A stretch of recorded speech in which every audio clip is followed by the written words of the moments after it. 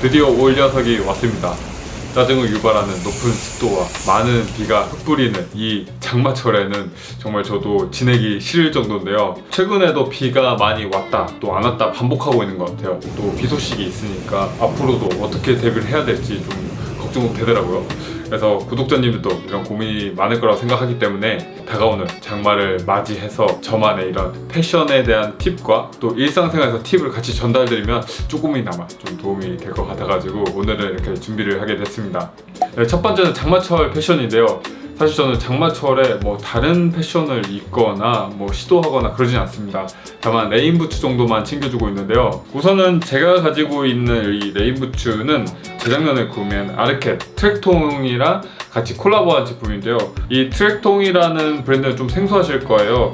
스웨덴 브랜드로 보통 레인부츠, 레인코트를 제작하는 회사라고 보시면 됩니다. 그리고 최근에는 공식적으로 들어오기 시작했어요. 무신사에서도 볼 수 있는데 아직 제품이 막 많이 올라가 있지는 않더라고요.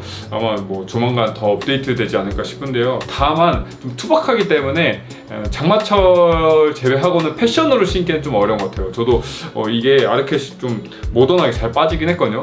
그럼에도 불구하고 장마철이나 아니면 비 올 때 이렇게 한두 번씩 신었던 것 같습니다. 그리고 추천한 제품은 문스타 올 웨더 제품인데요.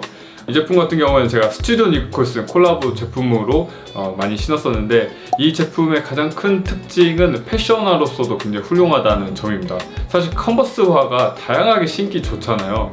그리고 디자인 자체가 굉장히 잘 빠져가지고 레인부츠뿐만 아니라 일상생활에서 활용할 수 있어서 좋았던 것 같습니다.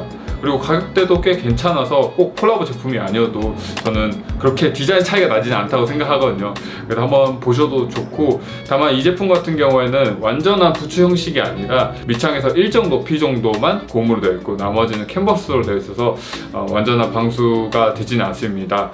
이 점을 좀 고려해 주시면 좋고, 다양하게 활용할 제품을 찾으신다면 사실 이 제품만한 게 또 없는 것 같아요. 그리고 또 추천한 제품은 문스타 마르케 모디 제품인데요.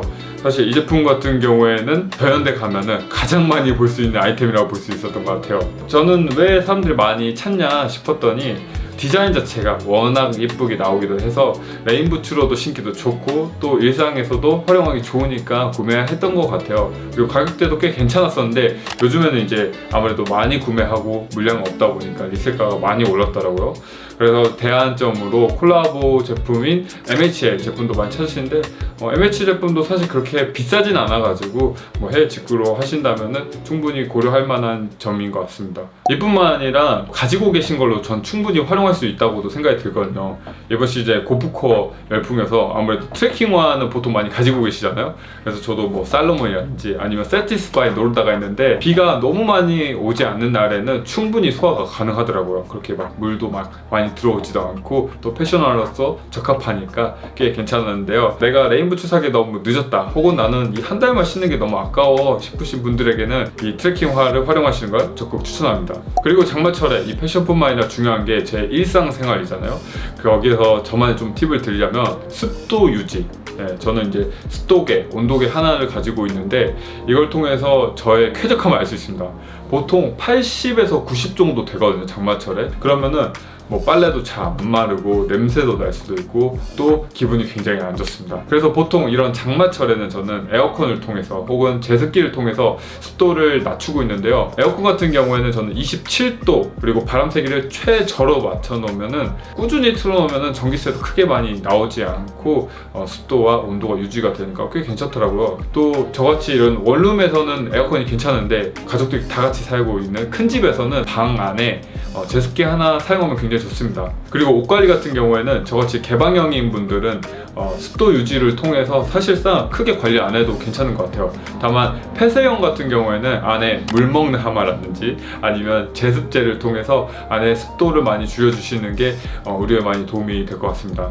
그리고 외출하고 돌아오면은 옷이 젖거나 신발이 젖잖아요. 그럴 때는 항상 잘 말리고 옷장에 넣어놓거나 신발장에 넣어놓는 걸 추천드립니다. 잘 마르지 않으면 곰팡이도 쓸 수도 있고 있고 냄새도 굉장히 잘 나요. 사실 저는 이런 땀이나 아니면 물이 잘 마르지 않는 그런 냄새를 굉장히 싫어하거든요. 어쨌든 이런 것도 굉장히 중요한 관리이기 때문에 신경 써주면 좋고요. 그리고 장마철 저희 어머니의 팁을 몇 가지 이제 가져오자면은, 보일러를 조금씩 트는 것도 나쁘지 않더라고요. 제습기나 에어컨 틀어도 바닥이 눅눅한 경우가 있거든요. 그럴 때는 보일러 한두 번 정도 이렇게 돌려주면은 꽤 쾌적한 환경이 만들어지더라고요. 그리고 습도가 특히나 높은 부엌이라든지 아니면 화장실 같은 경우에는 락스를 이용해서 자주자주 청소를 해주는 게 냄새도 안 나고 또 꿉꿉한 것도 없으니까 아무래도 쾌적한 저의 라이프 스타일이 되지 않을까 싶고요. 사실 이 정도만 해도 장마철을 조금 더 쾌적하게 또 만족도가 높게 지낼 수 있는 것 같아요. 그래서 돈도 크게 들지 않는 거니까 이런 부분들 잘 활용해 보시면 좋을 것 같고요. 다음에 또 인사드리도록 하겠습니다.